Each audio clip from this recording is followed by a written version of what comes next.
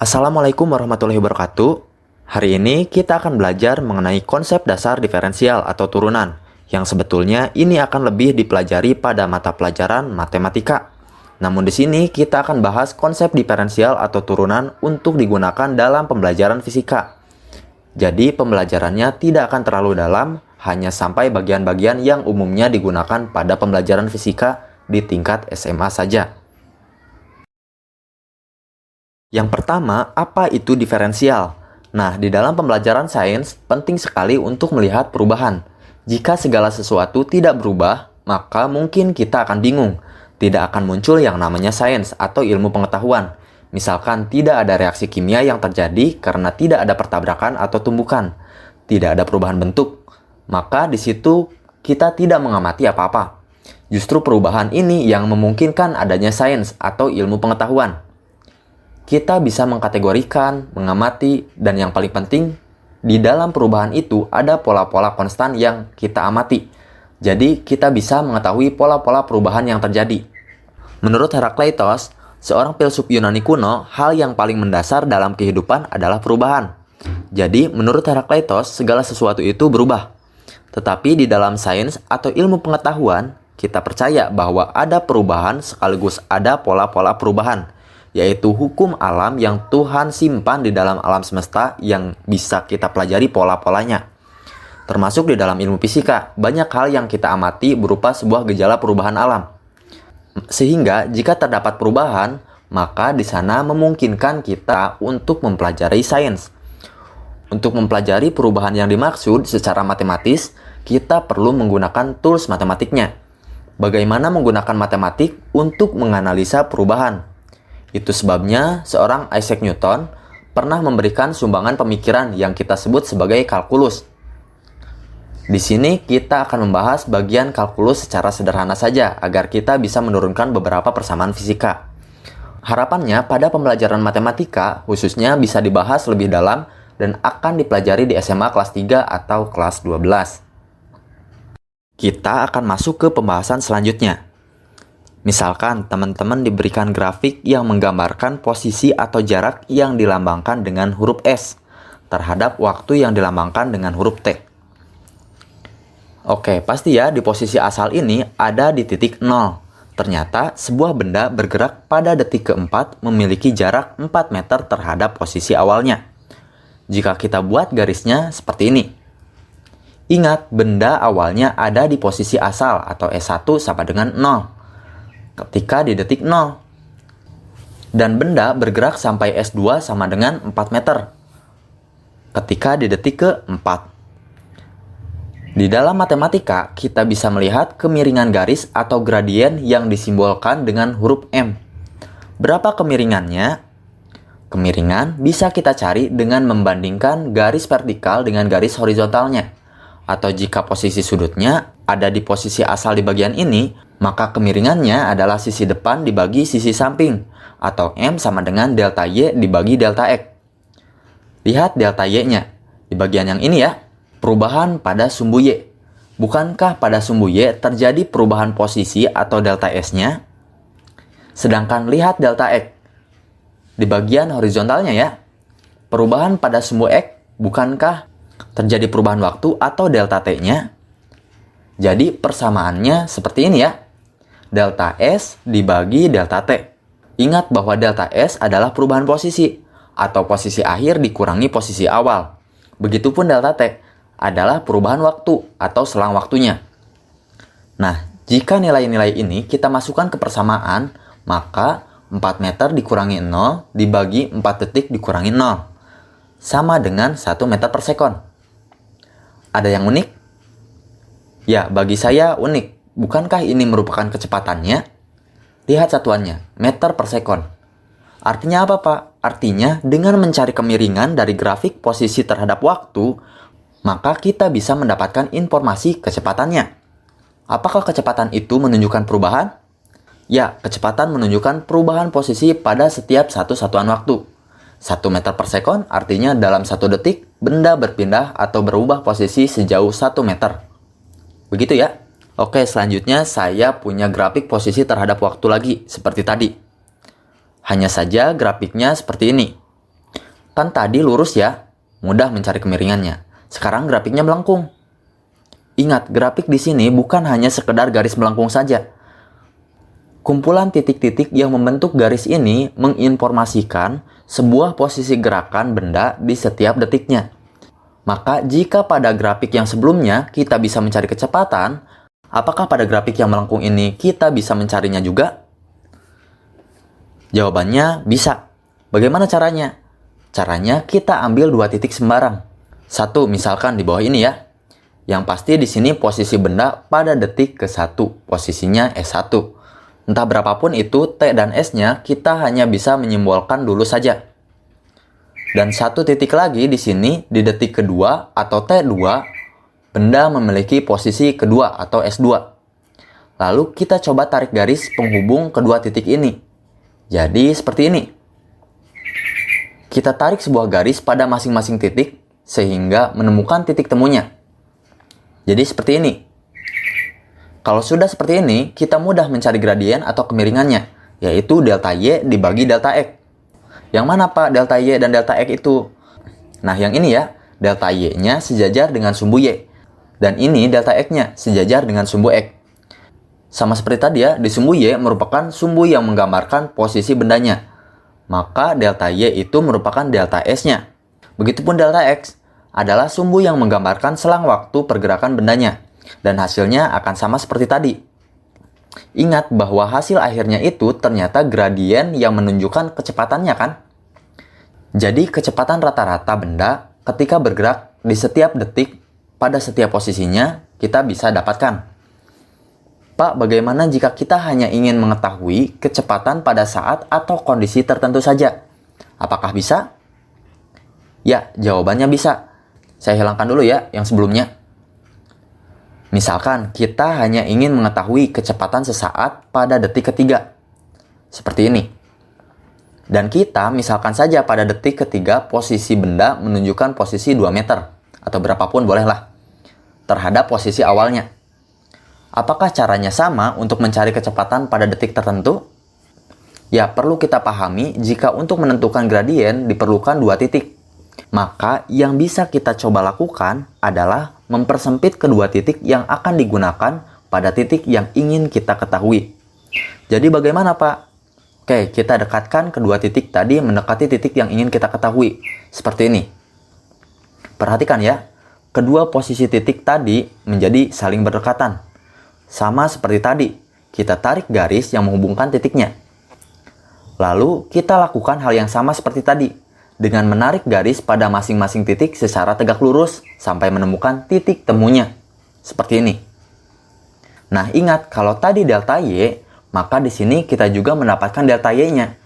Namun karena kita ambil bagian kecilnya, maka delta tadi kita ubah menjadi huruf D atau DY untuk membedakan. Maknanya sama seperti delta Y, hanya saja DY ini kita ambil bagian kecil dari sumbu Y-nya saja. Begitupun dengan delta X yang kita ubah menjadi dx. Jadi gradiennya bagaimana Pak? Nah, kalau tadi M sama dengan delta Y per delta X, maka di sini M sama dengan dy per dx. Mudah kan? dy per dx lebih sederhananya kita simbolkan dengan simbol Y aksen. Yang sudah kita dapat ini merupakan simbol diferensial atau turunan. Nah, mungkin kita membacanya sebagai dy per dx kan?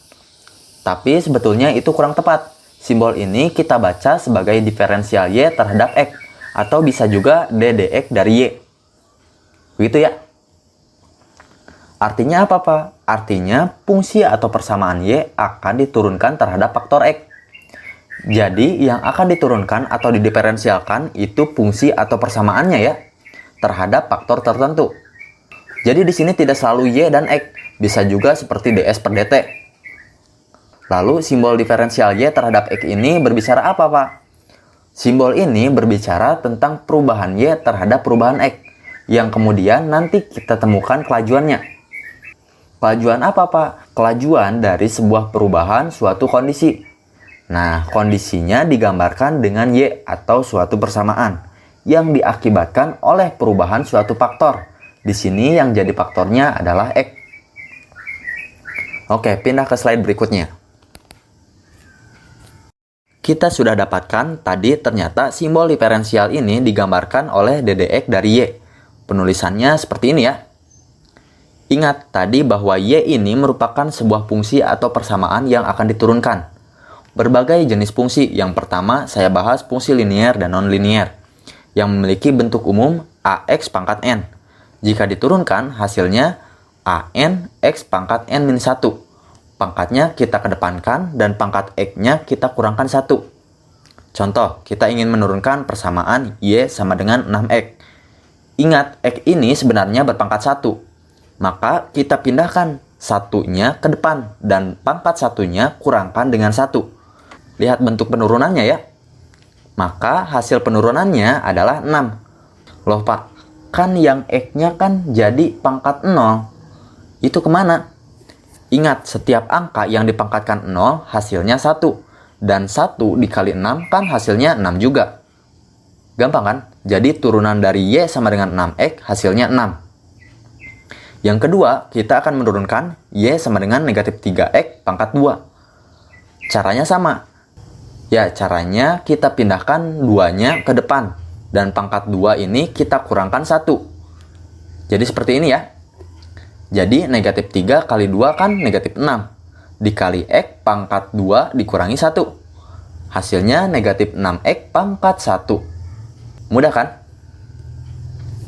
Yang ketiga, y sama dengan 5x pangkat 3. Sama ini juga pindahkan pangkat 3-nya ke depan. Dan pangkat 3 ini kita kurangkan 1. Jadi 5 kali 3 hasilnya 15.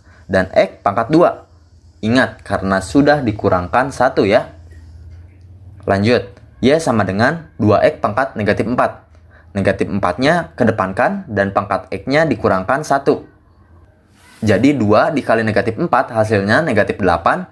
Dan negatif 4 ini kita kurangkan 1 hasilnya negatif 5.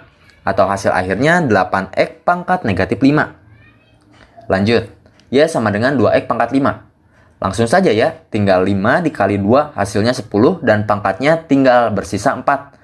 Hasilnya 10x pangkat 4. Nah, gampang kan? Pak, bagaimana kalau di persamaannya tanpa x? Contohnya y sama dengan 5. Sebagai pengetahuan kalian, ini dinamakan fungsi konstan. Nah, jika kita turunkan yang hanya sebuah angka saja, maka hasil turunannya adalah 0. Pak, kenapa 0? Oke, saya jelaskan. Sebenarnya, angka persamaan y sama dengan 5, ini sama memiliki variabel. Hanya saja pangkatnya 0. Jadi, tidak ditulis. Jadi, persamaan aslinya y sama dengan 5x pangkat 0. Nah, jika kita turunkan, artinya kita pindahkan 0-nya ke depan. Maka 5 dikali 0 dikali x pangkat 0 kurang 1. Gitu kan ya? Pasti hasilnya 0. Jadi intinya kalau sebuah angka saja diturunkan pasti hasilnya 0. Jadi begitu ya. Sudah harus tahu. Jika sebuah angka diturunkan pasti hasilnya 0. Kesimpulannya, jika bentuk persamaannya y sama dengan ax pangkat n, maka jika diturunkan hasilnya a kali n kali x pangkat n-1. Atau mudahnya pangkatnya kedepankan dan pangkat di sini kurangkan 1. Begitu ya. Oke, ini yang perlu dipahami. Oke, kita langsung latihan soal. Yang pertama, y sama dengan 5x pangkat 4. Kalikan 4 dan 5-nya, lalu kurangkan angka 4 dengan 1.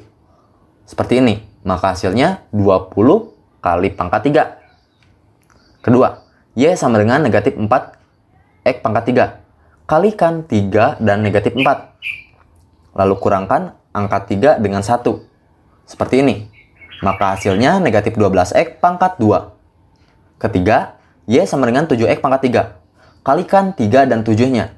Lalu kurangkan angka 3 dengan 1. Seperti ini. Maka hasilnya 21x pangkat 2. Lanjut, y sama dengan x pangkat negatif 3. Loh Pak, negatif 3 dikalikan dengan berapa? Di samping x gak ada apa-apa. Nah, sebetulnya di sini ada angka 1, cuma gak ditulis. Jadi negatif 3 dikali 1 dan pangkat negatif 3 ini dikurangkan 1. Seperti ini. Maka hasilnya negatif 3x pangkat negatif 4. Kita lanjut. Y sama dengan negatif 2x pangkat negatif 4. Penurunannya kita tinggal pindahkan negatif 4 ini ke depan dan dikalikan dengan negatif 2. Negatif 2 dikali negatif 4 hasilnya 8. Dan pangkat negatif 4 pada X itu kita kurangkan dengan 1. Maka hasilnya negatif 5. Dan penurunannya Y aksen sama dengan 8X pangkat negatif 5. Lanjut, Y sama dengan negatif X pangkat negatif 2. Nah, ketebakan di samping X ini ada angka berapa? Kalau tadi di sini ada angka 1, maka pada soal ini ada negatif 1. Jadi langsung saja negatif 2 dikali negatif 1. Dan pangkat negatif 2 ini dikurangkan 1, maka hasilnya 2X pangkat negatif 3. Begitu. Lanjut, Y sama dengan X pangkat negatif 5. Ini sudah ketebakan hasilnya. Negatif 5 kedepankan jadi negatif 5X pangkat negatif 6. Karena negatif 5 dikurangi 1 itu kan negatif 6. Selanjutnya, Y sama dengan 2X pangkat 3 plus X pangkat min 2. Ini kita turunkan satu persatu. Yang pertama, 2X pangkat 3 turunannya 6X pangkat 2. Ingat, 3-nya kalikan dengan 2 dan pangkat 3-nya kurangkan 1. Selanjutnya, ditambah hasil penurunan X pangkat negatif 2. Hasilnya negatif 2X pangkat negatif 3. Maka hasil akhirnya seperti ini. Selanjutnya, Y sama dengan X pangkat 2 kurang 3X pangkat negatif 1. Ini juga kita turunkan satu persatu. Yang pertama, X pangkat 2 diturunkan menjadi 2X. Selanjutnya dikurang hasil penurunan 3X pangkat negatif 1. Hasilnya negatif 3X pangkat negatif 2. Maka hasil akhirnya seperti ini. Oke. Yang terakhir, jika bentuk perpangkatannya berupa pecahan. Seperti ini. Y sama dengan X pangkat setengah. Sama saja ya, kita simpan setengahnya ke depan, dan pangkat setengahnya kita kurangkan 1. Maka hasilnya, setengah X pangkat negatif setengah. Jadi seperti ini. Oke, sekarang kita terapkan pada contoh kasus fisika. Sebuah mobil bergerak dengan fungsi posisi RT sama dengan 2T pangkat 2 kurang 3T plus 5 dalam satuan meter. Jika kecepatan adalah turunan dari fungsi posisi mobil terhadap waktu, tentukan kecepatan mobil saat detik ketiga. Yang harus digarisbawahi adalah bahwa kecepatan adalah turunan dari fungsi posisi mobil terhadap waktu. Kita tulis dulu fungsi posisinya. Karena yang ditanyakan kecepatan saat detik ketiga, maka cari dulu kecepatannya dengan cara menurunkan fungsi posisinya. Seperti ini. Mudah ya? Seperti tadi, kita turunkan satu persatu dengan cara yang tadi, maka hasil kecepatannya Pt sama dengan 4T kurang 3. Karena yang ditanyakan ketika T sama dengan 3, maka kita masukkan T sama dengan 3. 4 dikali 3 kurangi 3. Hasilnya 9 meter per sekon. Jadi kecepatan pada detik ketiga adalah 9 meter per sekon. Oke, selanjutnya, posisi suatu partikel tiap saat memenuhi fungsi RT sama dengan 3T pangkat 2 dikurang 4T plus 2 dengan R dalam M dan T dalam sekon. Fungsi yang menyatakan kecepatan partikel tiap saat adalah sama ya ini juga. Tapi perlu diingat di dalam fisika, jika posisi diturunkan maka mendapatkan kecepatannya. Dan jika kecepatannya diturunkan maka akan mendapatkan percepatannya. Yuk langsung saja kita cari kecepatannya. Dengan cara menurunkan RT-nya atau fungsi posisinya. Fungsi posisinya seperti ini. Jika diturunkan, hasilnya seperti ini. 3T pangkat 2 diturunkan jadi 6T. Tinggal 2 dikalikan ke depan ya. Negatif 4T diturunkan jadi negatif 4. Dan 2 diturunkan hasilnya sama dengan 0. Maka hasil fungsi kecepatannya seperti ini. Selanjutnya, posisi suatu partikel tiap saat menunjukkan fungsi RT sama dengan 3T pangkat 2 kurangi 4T tambah 2 dengan R dalam M dan T dalam sekon.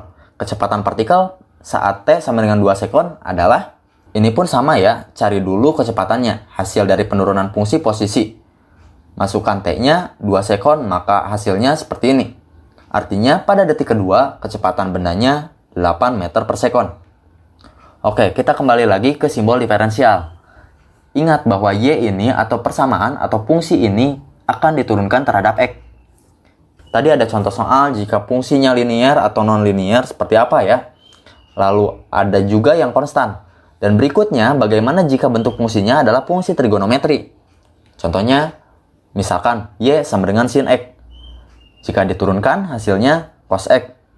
Y sama dengan cos X. Jika diturunkan hasilnya negatif sin X. Lalu Y sama dengan tan X. Jika diturunkan hasilnya secant kuadrat X. Lalu Y sama dengan kotangan X. Jika diturunkan hasilnya negatif kosekant kuadrat X. Lalu Y sama dengan secant X. Jika diturunkan hasilnya secant X kali tan X. Dan terakhir, Y sama dengan kosekant X. Jika diturunkan hasilnya negatif kosekant X kotangan X. Ini didapat dari mana, Pak? Nah, penurunan ini akan lebih dibahas pada mata pelajaran matematika ya. Karena kalau di sini saya jelaskan akan terlalu panjang penjelasannya.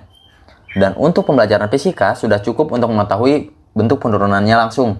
Harapannya pada mata pelajaran matematika dapat dipelajari. Saya sarankan utamakan dalam fisika untuk mengetahui bentuk sin, cos, dan tangannya saja. Karena itu yang mungkin akan sering muncul. Langsung saja masuk ke contoh soalnya. Sebuah partikel bergetar dengan fungsi simpangan YT sama dengan 2 sin 4 pi T dalam satuan meter. Maka kecepatan getar saat T sama dengan 1/8 sekon adalah... Oke, yang ditanyakan di sini adalah kecepatan getarnya. Sedangkan yang diketahui adalah fungsi simpangannya. Atau dalam bahasan kinematika itu posisinya.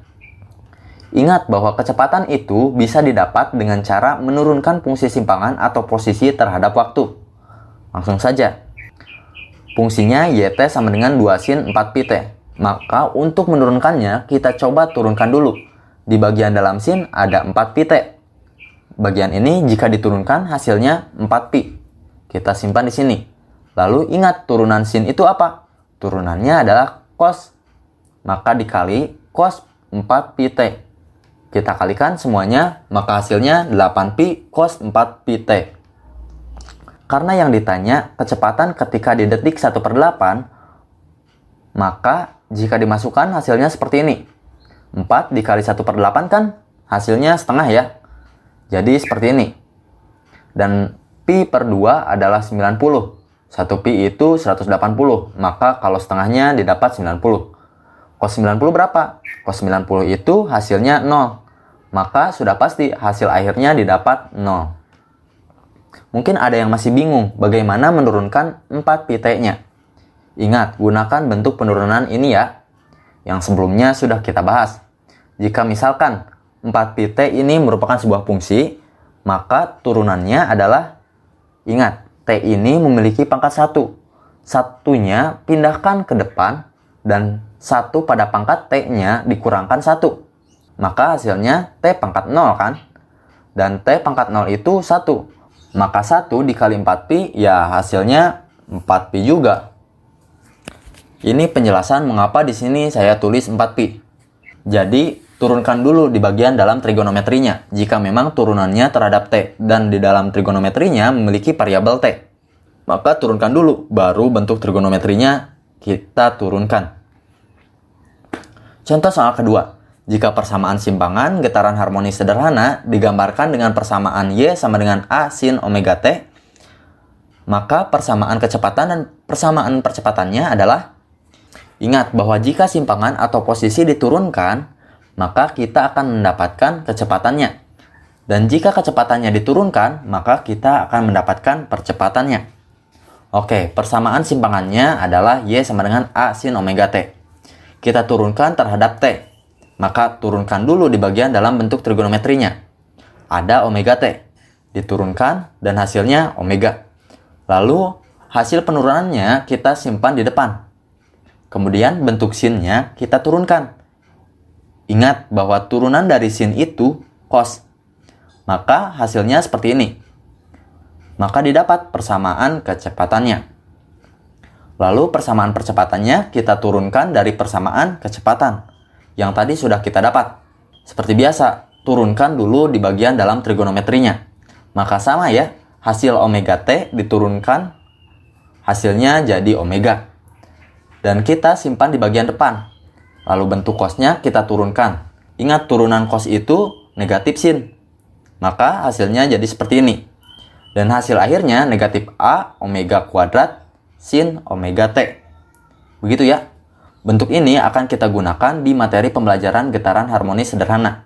Di sana kita tidak perlu menurunkannya lagi. Sekali lagi ingat bahwa simpangan atau posisi jika diturunkan hasilnya jadi kecepatan, dan kecepatan jika diturunkan hasilnya menjadi percepatan. Oke, ada sedikit lagi pembahasan mengenai beberapa aturan dalam penurunan atau diferensial. Yang pertama, aturan perkalian dan pembagian. Untuk aturan perkalian memiliki bentuk Y sama dengan U dikali Pi. Atau jika ada dua bentuk fungsi yang dikalikan pada persamaannya, maka bentuk penurunannya seperti ini. Y aksen sama dengan U aksen Pi plus Pi aksen U. Langsung saja ke contoh soalnya. Misalkan ada fungsi fx sama dengan 3x plus 2 dikali 6x kuadrat plus 1. Ada dua buah bentuk fungsi yang dikalikan. Maka kita misalkan dulu jadi U dan Pi. 3x plus 2 kita misalkan jadi U, dan 6x kuadrat plus 1 kita misalkan jadi Pi. Langsung kita cari masing-masing penurunannya. 3x plus 2, 3x diturunkan jadi 3, dan 2 diturunkan jadi 0. Maka U aksennya 3. 6x kuadrat plus 1, 6x kuadrat diturunkan jadi 12x, dan 1 diturunkan jadi 0. Maka Pi aksennya sama dengan 12x. Maka masukkan bentuknya ke bentuk penurunan perkalian ini ya. Y aksen sama dengan U aksen Pi plus Pi aksen U. U aksennya 3 dan Pi aksennya 12. Maka bentuknya jadi seperti ini. Ya, di sini tinggal kita kalikan seperti biasa. Maka didapat 3 kali 6x pangkat 2 itu 18x pangkat 2. Dan 3 dikali 1 hasilnya 3. 12x dikali 3 itu hasilnya 36x. Dan 12x dikali 2 itu 24x. Maka kita jumlahkan hasilnya seperti ini. Ini adalah bentuk penurunannya. Selanjutnya, untuk bentuk pembagiannya, misalkan Y sama dengan U per Pi. Maka bentuknya seperti ini. Langsung saja ke contoh soalnya.